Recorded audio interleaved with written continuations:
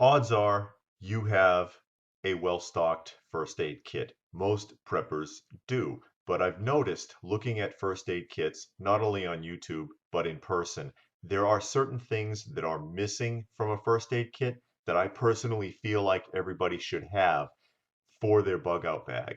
And I'm just going to run this over really quick. Now, maybe you have some of these items, maybe you have all of these items.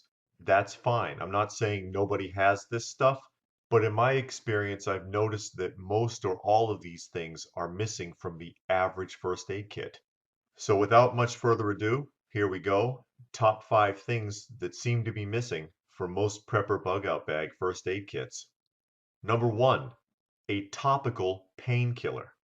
I'm not talking about pain medication or pills. I'm talking about a topical solution, a cream, something that penetrates your skin, something that you may want to rub on yourself before you, say, need stitches, for example. Topical painkiller or numbing cream can easily be picked up on eBay or Amazon, and it's not that expensive. Number 2, a skin stapler or butterfly stitches.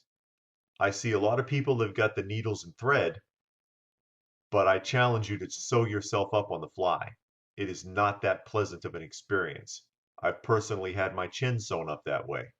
Not that I suggest that you staple anything into your face, but it's a lot faster and a lot less painful than dealing with stitches. Unless hopefully you have that topical painkiller that I just spoke about. Also, having fabric stitches like butterfly stitches on the go would be really good as well.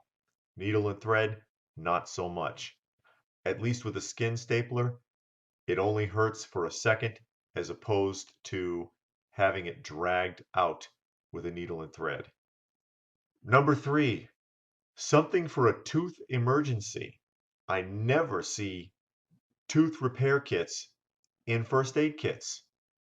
And if you're out on the run, on the go, if you're bugging out, remember you're running away, right? What happens if something happens to one of your teeth? You ever had a cracked or chipped tooth or had a filling come out? That's painful. And that kind of pain in a place where you can't manage it is very distracting. Having a tooth emergency kit could be a lifesaver. And again, they don't cost that much. Hell, they sell them in the dollar store.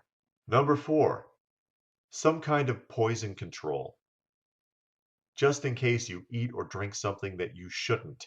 Do you have any activated charcoal? Do you have any ipecac syrup or pills? Something that can induce vomiting or something that can absorb poison if it's been ingested? Doesn't take up a lot of space, doesn't cost that much. Absolutely a good idea to have one in your bag. Number 5, smelling salts. I rarely see these in a first aid kit anymore. And again, they don't cost much, they don't take up a lot of space, and it could be a lifesaver. You could be in an accident where you feel yourself going out, and you could revive yourself with some smelling salts, or you could help to revive a companion who's passed out or been injured. If you don't have it, I recommend having some smelling salts in your first aid kit. And one more, if you've watched any of our other top 5 or top 10 lists, you know I always throw one in on the end. Many people have antibiotics in their kits, but few, if any, have antifungal. If you're out running around, especially in the woods, maybe you can't change your clothes for a few days, maybe you've gotten wet, you're more likely to catch a fungus than you are to catch a bacteria. I highly recommend having some antifungal medication in your kit. So I hope you found this information helpful. If you did, please give it a thumbs up. If you have anything you think should be added to the list, go ahead and put it in the comments section down below. We'd like to see it. It may be helpful to other viewers. It may be helpful to me. You never know. Please do like, share, and subscribe. Subscribe if you have not already. Share if you would not mind. YouTube sanctions all of our videos, and sharing it very often is the only way anyone can find them. And that being said, as always, stay frosty, folks, and thanks for watching.